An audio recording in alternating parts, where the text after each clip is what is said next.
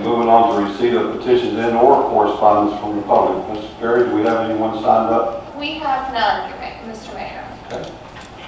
Moving on to reports, report of special committees, town officials, town manager. Joe? Thank you, Mayor. I just have one announcement for the citizens tonight. We have a business forum next week on Tuesday, March 19th at Town Hall at 6 p.m. If you have any questions, we will have representation. Town manager and myself will be there. Mainly all the department heads. So if you have a business in town, you have any questions, please come. It's next Tuesday, March 19th at Town Hall at 6 p.m. That's my report, Mayor. Any questions on the report Joe just gave? Hearing none, requests and inquiries of council members. Hearing none, report of the mayor. Hearing none. Proposals for additional or deletion of the items to the agenda. Hearing none, being none. Consent agenda items. There is none on the agenda for tonight. Moving on to number 8, public hearing. An ordinance amendment to chapter 70-23 to increase the electric rates. This will be the first reading. Ms. Berry. Council is requested to affirm on its first reading an ordinance to amend Town Code Chapter 7023 A and B to increase existing electric utility rates for residential and commercial customers as presented. Have approved the following increases will occur after the second reading of the ordinance scheduled for March 25th. And everything is noted within your packet. We had one speaker this evening. Okay. This public hearing is now open. Ms. Berry. And Orr. Oh, careful, Ann. You okay? Bonnie, quit tripping her. That was embarrassing. Oh, got it on camera too. Yeah, great. Good evening. My name is Ann Ordorf. My husband and I are co-owners of Springtime Garden Center. And I'm here to address the electric rate increase. At the Garden Center, we have 4 utility meters, 1 residential and 3 commercial. And what you're asking for commercial is a 177% increase just on the base to have the meters, from the cost of $7.16 a month to $20 a month, which is going to add probably close to $462 a year just for our base rate. So we do have concerns about that. Higher electric bills, of course, mean that higher PCA charges. With our 4 accounts last year, we were charged over $800 in PCA charges. So it is definitely for small business a concern. I know it's frustrating that I would read so much was written off on utilities that was not collected, and it just seems small businesses taking a hit for this big increase. So we are concerned about that and would ask you to reconsider that 177% increase. Can I also speak about the tax increase while I'm up here, or should I not? Well, that's in 2 weeks. Oh, that's in 2 weeks. You come back in 2 Okay, weeks, well, Ann? I'll just hold this then. Okay. So, in closing, that is our main concern, just the cost. And it's not just for commercial. This town is composed of a lot of retired seniors, disabled, single parents, and it has been a struggle talking with them over the winter just to pay their utility bills. So this kind of jump, especially for small business, it is really going to hurt. So that's all. Thank you. Thank you, Ann. Anyone else, Ms. Berry? Yeah, that was the only speaker signed up. In fairness, we had a couple of folks that came in late. Is there anything you guys would like to say to the council? All right. This public hearing is now closed. Gentlemen, lady? Mr. Mayor, I move the council affirm on its first reading an ordinance to amend and reenact Front Royal Town Code Chapter 70-23A and B to increase existing utility rates for the residential commercial customers as presented. Second. Motion second. Discussion? Yes, Mr. Mayor. I've been on this council for many years, and this is the first time that we have raised the rates of our electrical utilities for approximately 10 years.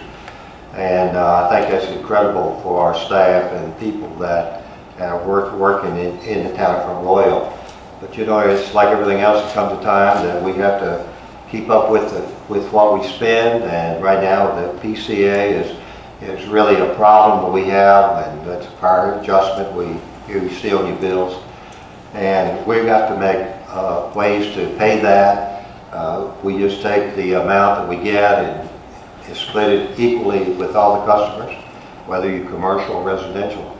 But as far as the actual rates for the residential commercial, in order to become solvent, we have to have a three-month supply of money according to our auditors, and we're down below that because we're taking a hit on our electrical.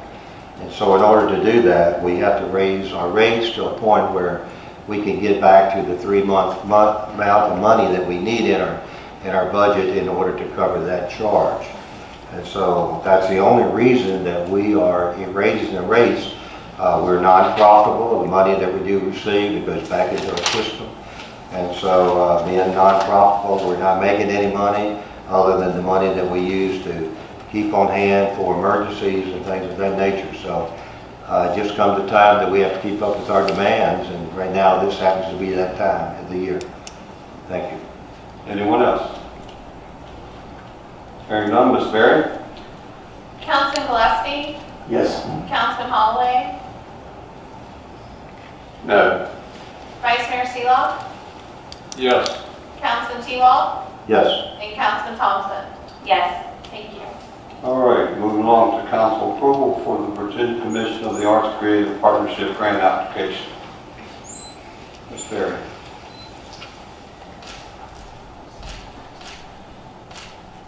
Council's received 3 requests to be submitted for the Virginia Commission of the Arts Creative Partnership Grant application. They are from the Blue Ridge Arts Council, Front Royal Oratorio Society, and Blue Ridge Singers. If approved, the funds will be distributed by the town with 50% match as follows. BRAC would receive $3,500, Front Royal Oratorio Society would be $500, and Blue Ridge Singers would be $500 as well.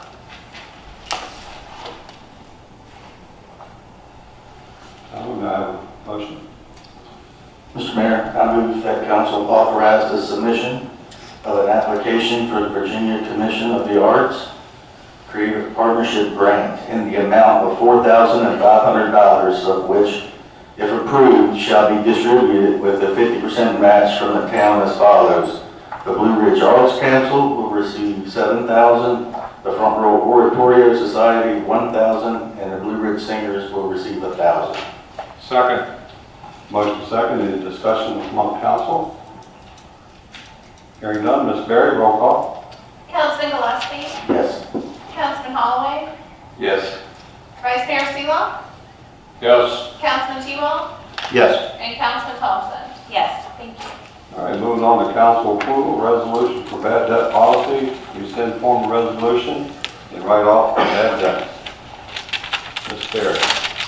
Council approved a resolution to adopt a policy to address delinquent receivables from utility bills in 2012 due to a large dollar value of uncollectable bad debt reported annually on the town's ledger. Town staff determined that policy required an update that allows action to be taken to collect on written contracts for a period of 5 years instead of 7. Council's requested to approve a new resolution and approve additional write-offs associated with the revision in the amount of $277,974.34 as presented. All recourse of attempting to collect these amounts has been completed.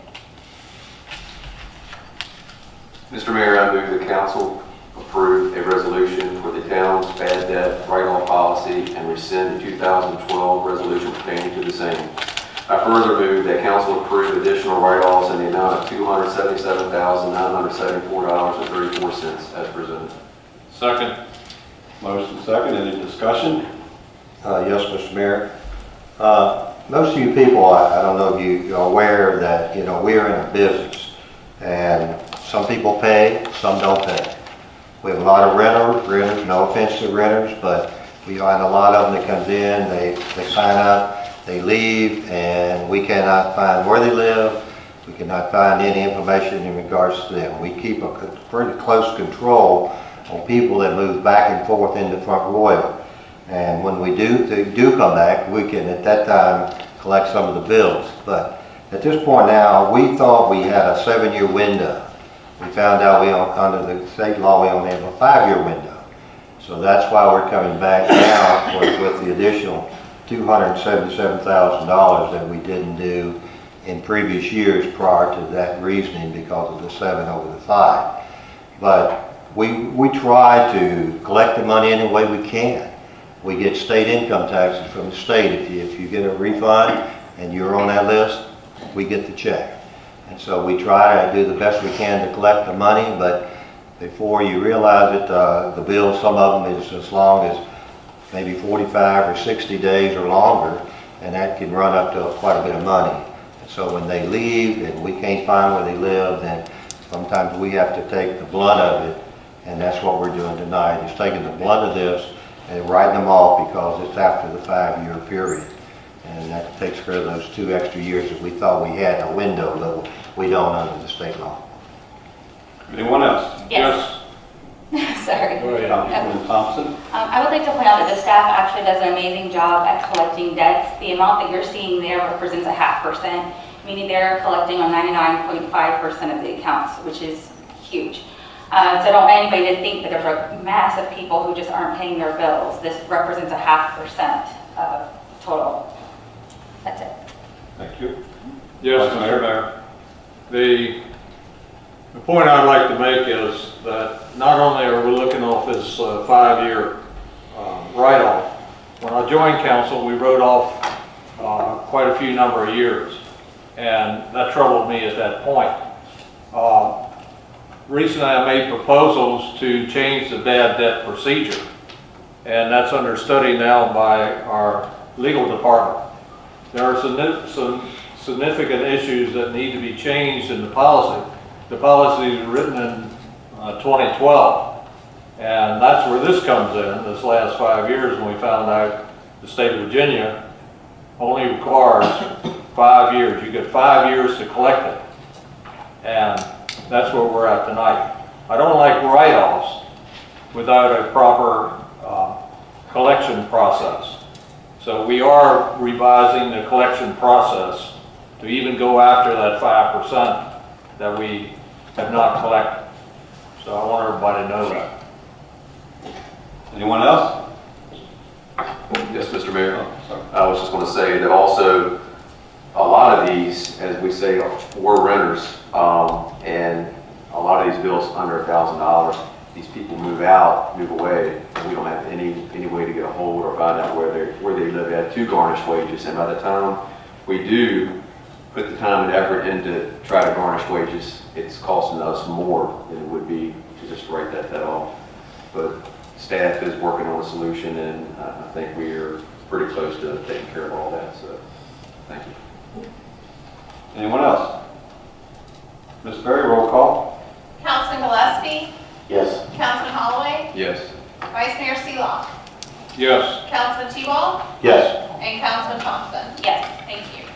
All right. Vice Mayor, move the sentence to close, please. Yes, Mr. Mayor, I make the motion we council convene and go into a closed meeting for the following purposes. Related to lawsuit filed by David Downs against the town and a claim for compensation made against the town by David Silack on the following grounds. 1, consultation with legal counsel pertaining to actual or probable litigation where such consultation in open meeting would adversely affect the negotiating or litigating posture of the town. Probable litigation, meaning litigation that has been specifically threatened against the town pursuant to section 2.2-3711.A.7 of the Code of Virginia. And 2, the consultation with legal counsel employed or retained by the town regarding specific legal matters requiring the provision of legal advice by such counsel pursuant to section 2.2-3711.A.8 of the Code of Virginia. Second. Motion second. Ms. Berry? Councilman Gillespie? Yes. Councilman Holloway, Yes. Vice Mayor Seeloff, Yes. Councilman Seeloff, Yes.